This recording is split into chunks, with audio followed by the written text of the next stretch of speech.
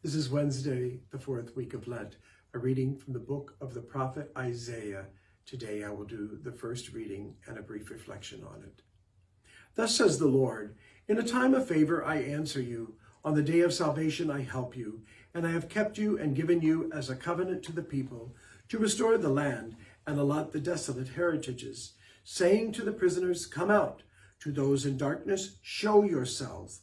Along the way they shall find pasture, on every bare height shall their pasture be. They shall not hunger or thirst, nor shall the scorching wind or the sun strike them.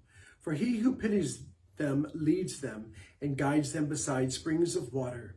I will cut a road through all my mountains, and make my highways level.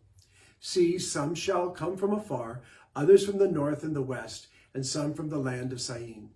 Sing out, O heavens, and rejoice, O earth. Break forth into song, you mountains, for the Lord comforts his people and shows mercy to his afflicted. But Zion said, the Lord has forsaken me. My Lord has forgotten me. Can a mother forget her infant? Be without tenderness for the child of her womb? Even should she forget, I will never forget you. The word of the Lord. Thanks be to God. What a perfect reading as we have now passed that first anniversary of lockdown from COVID. I think over this past year, we've probably asked that question, Lord, have you forsaken us? Lord, have you forgotten us? Lord, have you abandoned us? God has not abandoned us. He loves us, and he continues to walk with us in this time. This has been a very, very difficult and challenging time.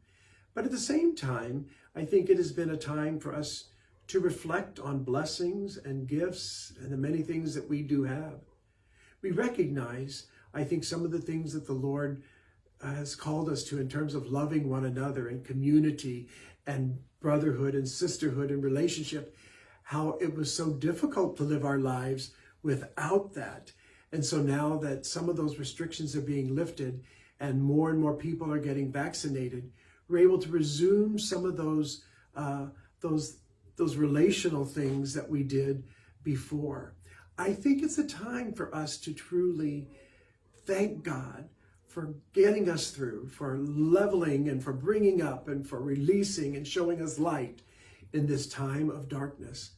But also let us continue to walk forward as we move from this time, brothers and sisters, to truly live that life of Christ and to maybe change some of the behaviors of the past that maybe the pandemic helped us to understand we needed to change, that we might continue to walk in the light and the love of the Lord and to give praise for his fidelity and his faithfulness to his people.